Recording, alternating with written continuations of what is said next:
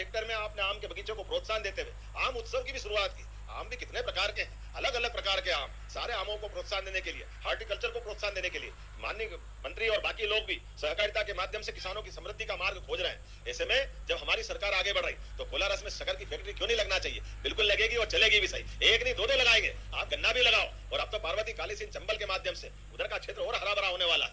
लगातार हमारी सरकार किसान समृद्धि के लिए काम कर रही है। जब एक तरफ सिंचाई का रकबा बढ़ा रही, दूसरी तरफ आने वाले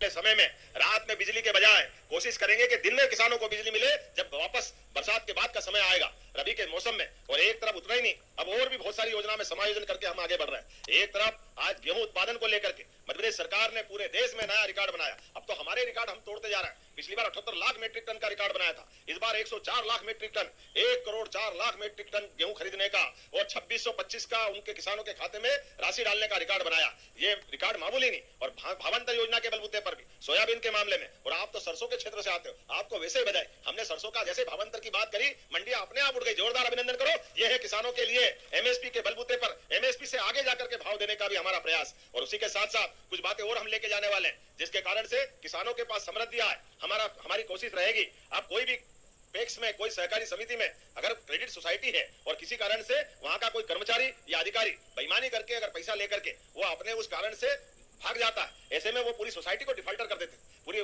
बाकी किसान का क्या गलती? किसान तो बड़ी उम्मीद से आपके अपने इस प्रकार के प्रबंधन करता है। अब हम निर्णय कर रहे हैं, अगर कोई बेईमान अधिकारी कर्मचारी है उस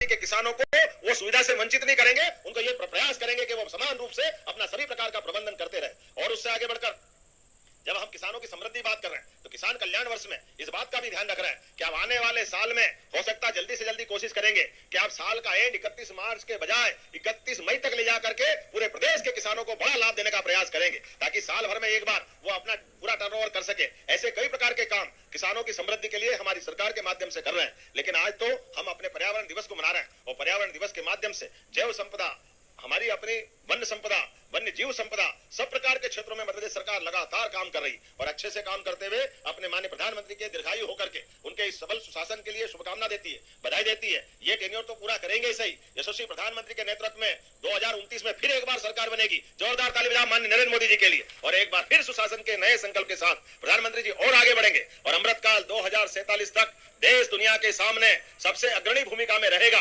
और मध्य प्रदेश भी उनके साथ कदम से कदम मिलाते हुए अपने मध्य प्रदेश को भी नंबर 1 की स्थिति में ले जाएंगे। जब मध्य प्रदेश को ले जाएंगे उसमें कोऑपरेटिव की भूमिका भी सबसे बड़ी होने वाली है कि बिना सहकार नहीं उद्धार। सहकार के माध्यम से तो सरकार और समाज के साथ चलने का एक नया संकल्प का आनंद आता है। तो जब मैं अपनी ओर से पर्यावरण दिवस की आप सबको बधाई दे रहा हूं, प्रदेशवासियों को बधाई दे रहा हूं, तो आइए सहकारिता के माध्यम से हम नए संकल्प के साथ फिर आगे बढ़े। तो मेरे साथ आज के इस अवसर पर तो किसान साथियों, आप लोग मध्य प्रदेश मुख्यमंत्री मोहन यादव जी के भाषण सुन रहे हैं।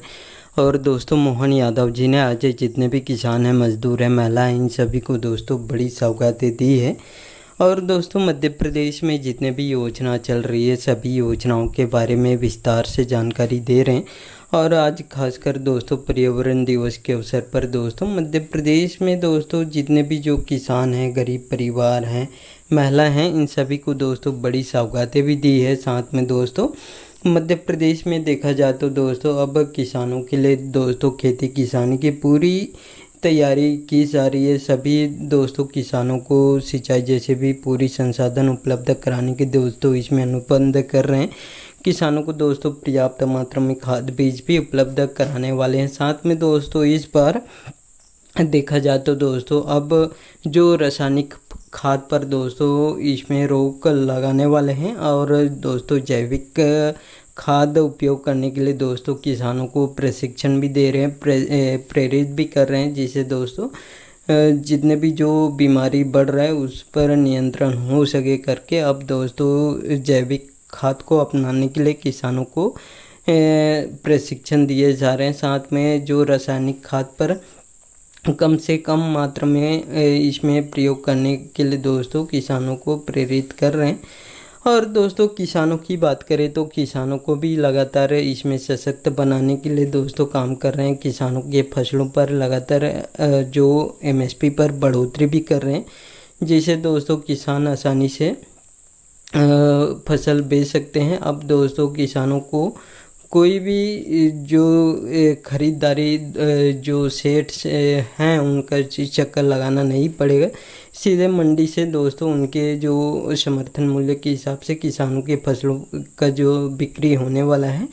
और साथ में दोस्तों जो सरसों हो और उड़द हो, इस पर दोस्तों भावांतर योजना, सोयाबीन पर भी दोस्तों भावांतर योजना दिए जा रहे हैं। और इसी प्रकार दोस्तों अब सभी फसलों पर भी बोनस दिया जाएगा साथियों।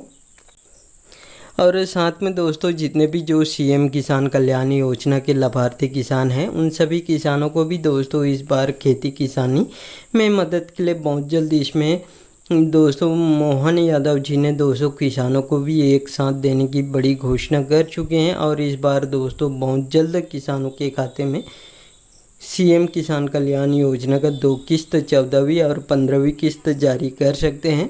और दोस्तों इस बार किसानों को डबल तोहफा भी मिल सकता है। और सीएम किसान कल्याण योजना के साथ साथ दोस्तों जो पीएम किसान सम्मान निधि योजना का भी जो 23वीं किस्त वो भी किसानों के खाते में जारी करने वाले हैं, जिससे दोस्तों मध्य प्रदेश के भी लाखों किसानों को इस योजना का लाभ मिलने वाला है।